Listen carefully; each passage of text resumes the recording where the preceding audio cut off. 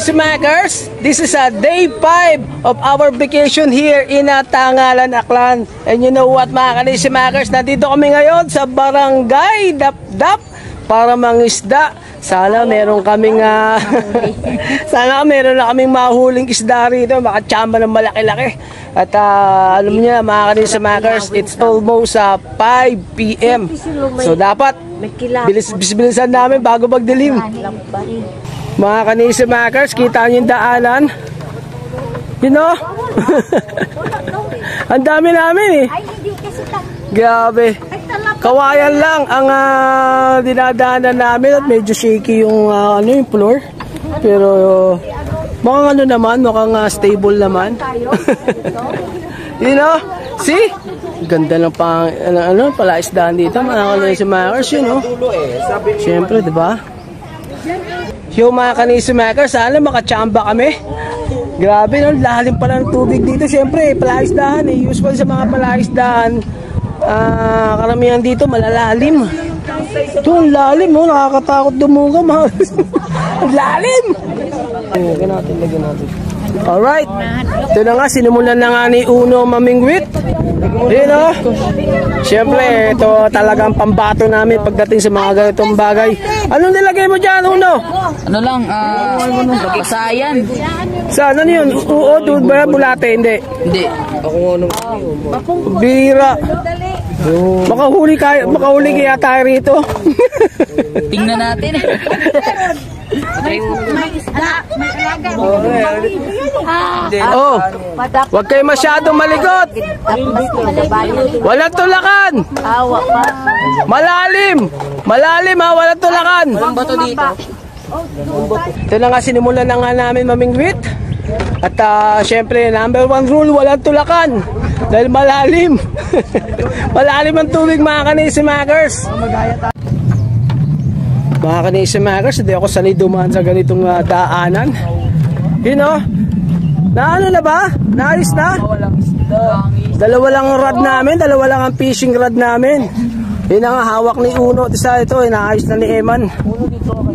Ito, medyo malakas ang hangin. Kapit-kapit tayo, baka madulas. Ano yung pahay mo dyan? Kakainin ba na isda yan, Uno? Ano, parang bakal lang yata yan eh. Ito yung may pasayan dito. Ayun pala. Akala ko yung nasa dulo. Yung pala yung pangpayungit. Parang parte ng isda. Man, patingin nga man. Patingin nga ng pang ano mo. Ano to? Ano ba to? Mali yan, pampabigyan yan. Ito, itong puti na yan. Yung pagkain ng isda. Pira. Nakakahuli ba to? Hindi liit. At yun! Doon na nga, itya na nga ni Eman. Tingnan muna yung ulo niya. Sige pala na ito. Ano pa bebe, sabi mo parang umaandar. Umaandar daw, umaandar. As you can see mga Kanismakers, palubog na ang araw. Kaya dapat makakuha agad kami ng isda. Kasi 5 PM kami nag-start. Siyempre alam nyo na ang sunset. So dapat nakahuli agad kami. Mabilisan to mga Kanismakers. Sana makachamba. Swertin. Yun. Lagyan nyo lang. Steady nyo lang. Steady nyo lang. Paano tayo makakahuli niya kung galaw kayo ng galaw? Steady nyo lang. Steady nyo lang. Paano tayo makahuli niya? Ano tayo? Gipit tayo sa oras eh. Oo, tatalon na ako para makahuli tayo. Grabe eh. Magdidilim na eh. Medyo late tayo nakapunta rito sa Barangay Dapdap. Kita nyo naman mga Kanismakers, nag-a-against the light ang aking camera. Dito na lang tayo sa side na to. You know? Lawak na pala isda na to mga Kanismakers. Mga Kanismakers, syempre sa pangingisda, kailangan ng pasensya. Hindi yan agad-agad. Tignan natin, sana makahuli kami. Ito ang tropang Kanismakers, first time na lang isda. Siyempre lahat to, first time to ng isda. Sama nyo na ako doon mga Kanismakers. Alright mga kanisa makers, tinanong kami ng caretaker dito. Sabi ko may huli na raw kami. Sabi ko wala po eh. Sabi ko may isda po ba talaga rito? Sabi niya nyo kasi maingay kayo. Nabubulabog daw mga isda. Kaya pag nangingisda ka raw dapat tahimik lang. So, diba ngayon ko lang nalaman yung mga kanisa makers? Ito, ngayon. Yan nga, nawala nga. Hirap naman ito. Lulang. Kaleche-leche na. Wala daw isda na, wala pa yung parte ng fishing rod. Grabe. Alright mga kanisimakers, baka lumipat kami ng pwesto. Yung uno, bakit? Walang isda. Wala daw isda mga kanisimakers. Pero alam niyo mga kanisimakers, parang umuuga ang tulay. Parang pakaramdam ko pa umuuga ang tulay. Dami kasi namin eh. Pero talaga yung kapit namin. Malalim pa man din to. Grabe mga kanisimakers. Dun sa may vegetarian na ano, may... Ilipat kami ng pwesto. Wala raw rito eh. Nasira pa yung fishing rod namin. Dalawa na nga lang. Sira pa isa. Tara, sundin na natin si Uno. Wala tayong mahuli rito. Saan tayo? Dun sa... Dun ba? Oo, dun sa may... Parang vegetarian na... Alright mga kanisimakers, walang isda sa spot na to. Aalis na nga kami. Lilipat kami ng pwesto. Talaga naman shaky. Maraming tao para shaky yung tulay. Lakas pa ng hangin. Alright mga kanisimakers, ito na nga. Lilipat na kami ng pwesto sa vegetarian daw kung saan mas marami raw yung mga isda.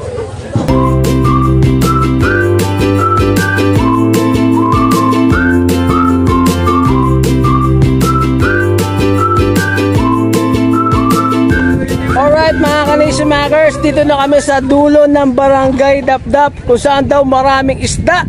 Sana makahuli kami mga kanisimakers. Yun naman, ganda. Ganda na tanawin mga kanisimakers. Kaya alam medyo malakas ang alon.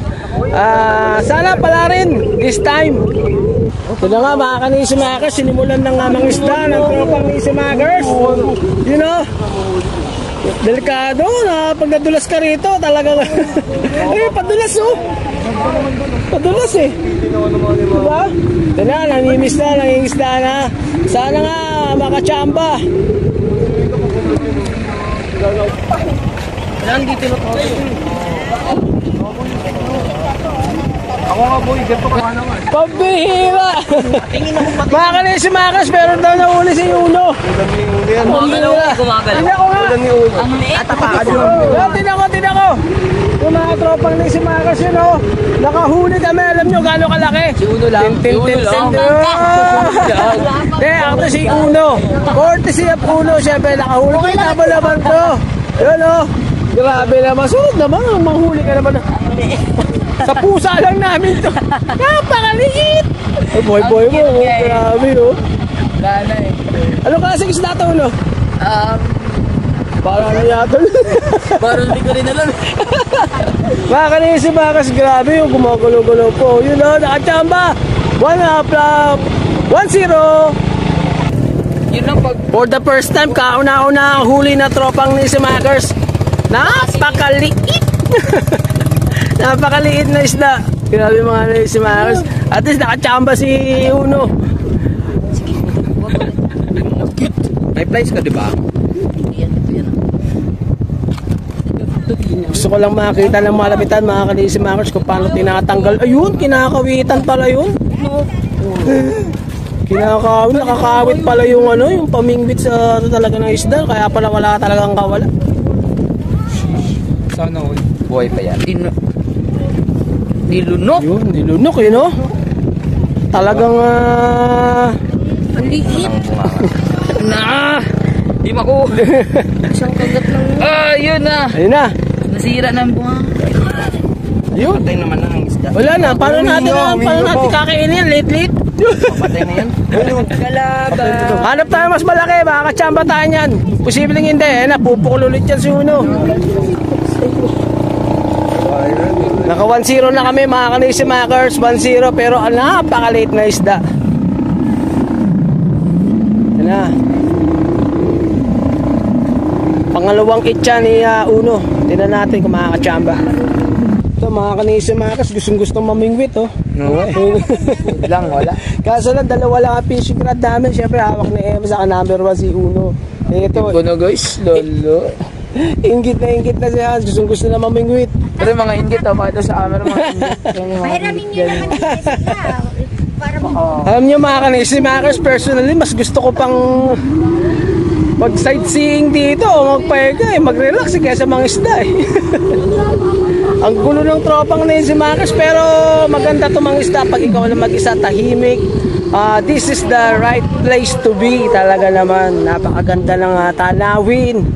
Mahangin, tahimik, kami lang ang maingay dito. Kaya kayo na pa kami sinasaway ni nanay, talagang matitigas lang ulo namin. Pero ang ganda mga kanisimakers.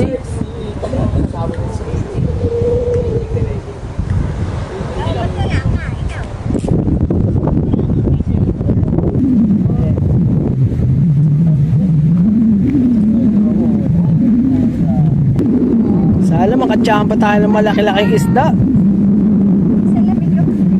Ito na naman mga kanisimakers, nakahuli na naman si Uno. Lalakito. Pambira dyan. Kaso ang cute. Lalakito kaliit niya, pakita mo sa kanila, matutuwa sila tita Jean yan, gabi. Grabe, nakahuli na naman si Uno. Dol, kasing cute ni Cash. Oh, nakahuli na naman oh. Nakahuli na naman na si Uno. Hindi sa ingin natin ito mapwede na dito. Ano ba yan, Nay? Ang liit naman yan. Wala, hawakan ko yung kamay. Nakadalawa na, Nay. Ano ba yan? Iba-ibang isda. Nakahuli na naman. Oh. Oy! Yun. Grabe ah. Hintayin nyo, huwag nyo naman guluhin ang guluhin. Makachamba tayo ng malaki. Malaking trip. Kulit talaga ng mga tropang kanisimakers. Manguhuli daw sila ng alimango. Grabe. Ito na nga mga kanisimakers, almost magagabi na pero wala pa na kaming huli. Dalawang maliliit na isda lang mga kanisimakers. Sabi na nga ba eh, lakas talaga ng kutob ko, hindi kami makakahuli ng pang-ulam dito.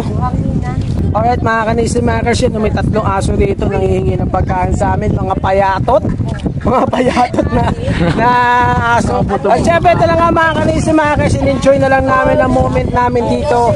Nag-picnic na lang kami dito sa barangay Dap-Dap habang iniintay namin na merong ulit mahuli si Uno na malaki-laking isda, uulamin namin mamayang gabi. At syempre, yan na nga yung mga aso, hindi na kami iiwanan yan. Gutom na gutom, mga payatetot! Alright mga kanisimakers, ito na yung mga aso, katabi ko na oh.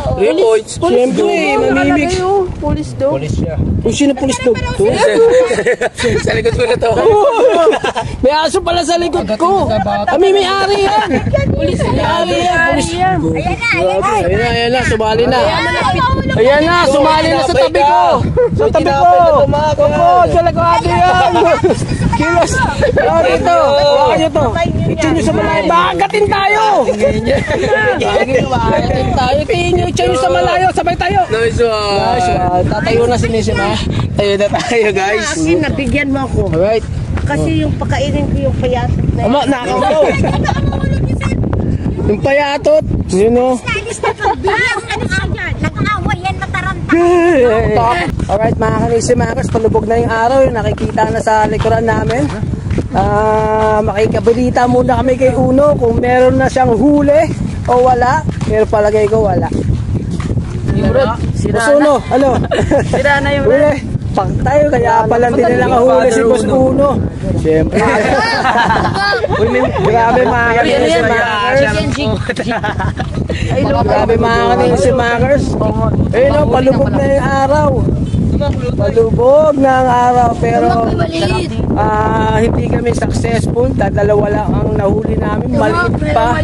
tinangay pa ng aso. Grabe. Tinangay pa raw ng aso yung huli namin isang maliit. Grabe naman talaga mga kanisimakers. Thank you so much mga kanisimakers. Kung nag-enjoy po kayo sa video na to, please drop a like, comment, subscribe, and hit that notification bell para updated po kayo sa mga videos na aking upload. Muli mga kanisimakers, this is our day 5 here in Tangalan, Aklan. At nandito kami ngayon sa Barrio Dap-Dap para manghuli ng isda kaso wala naman kami nahuli. So mga kanis, hanggang sa muli. Peace!